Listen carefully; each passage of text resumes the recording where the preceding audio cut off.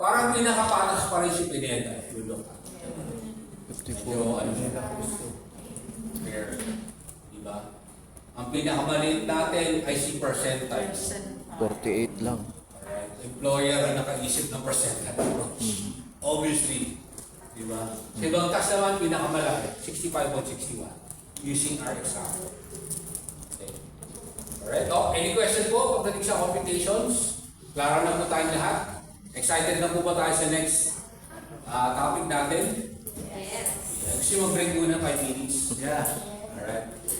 Flash ko lang po ulit. Thank you. Any questions, please call, email. Dalaw kayo, alam nyo na office. Ito po yung aming website. Nandiyan po lahat ng nandun yung present wage order. Gusto ko lang po linawin. Ang dami kasi nagtatanong, bakit daw SGT?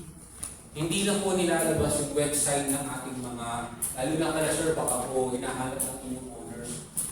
Yan ang po talaga kasi nagiging ano pa to protect the privacy and the security of our board members. Without SGT, however, if your enterprise requires, we can certify the true copy naman po. Kung sakali lang po, let us know, we'll provide po bago kami yung gabi. Certified true copy naman po.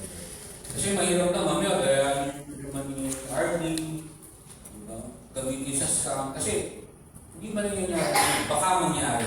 Iniingatan na lang, iniiwasan na lang po yun. So let's take a 5-minute break before we start the next topic. Please, papadala na lang po ako kape sa snacks. Okay po? Wala na pong tanong ha. Going once. Vice President. Soft copy, nagbibigay din yung soft copy. Soft copy po ng wage order. It's available na po sa website. Hindi ko lang namin yun. Ah yes po. Email ko po yan later. Lahat po ng slides. Yan. Yung paalam na lang natin kay Ma'am Abrin yung sa GFS. Ma'am Abrin, pwede rin po sila makain dito.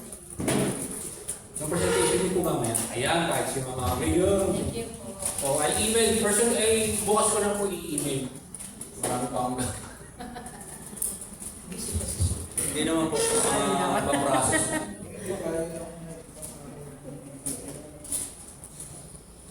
Bring up ko na yung size yun.